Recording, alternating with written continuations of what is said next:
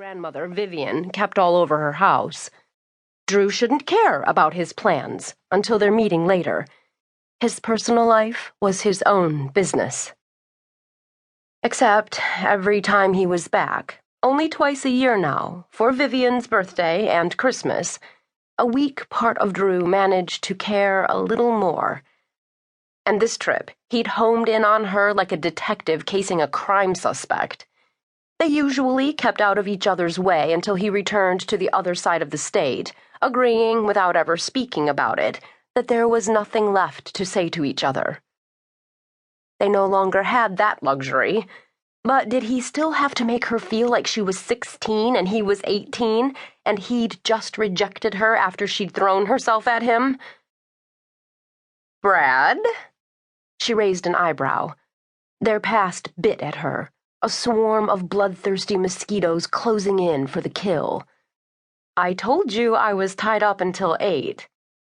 "I know." He half smiled his way back into her life.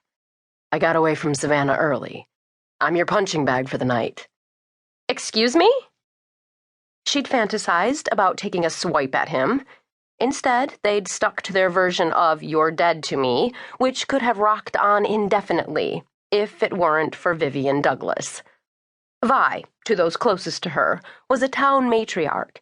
She was as outrageous and difficult for most people to fathom as she was generous to a fault, and she'd asked for the grandson she'd raised from the cradle. It was time to tell him things she'd put off letting even Dru know until last weekend, though for years now Vi had depended on Dru's help. Dru owed Vivian more than she could possibly repay.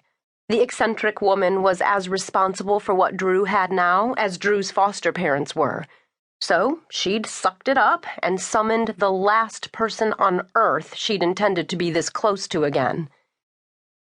Brad shifted his oversized workout bag higher on his shoulder. Her attention snapped away from admiring how the fabric of his SPD t-shirt stretched across his pecs. His bag's familiar shape registered.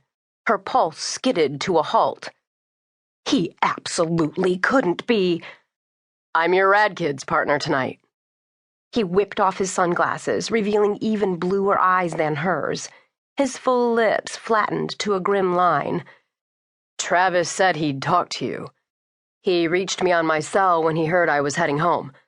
He wrenched his back on a call this morning, so I'm your target tonight while your kids test their self-defense skills. I picked up his gear. These are my sparring pads. The kids are in my Jeep." Travis.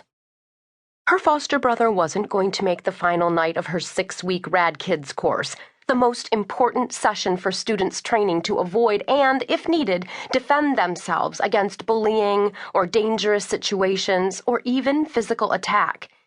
And without talking with Dru first, her brother had sent Brad as his stand-in. "You've wasted a trip," she said, smelling a rat. "You can't be part of my class. This program doesn't allow adults to work with the kids unless they've gone through training," Brad said. "Yeah, I know." He grinned, and she liked it. She loved it. She always had.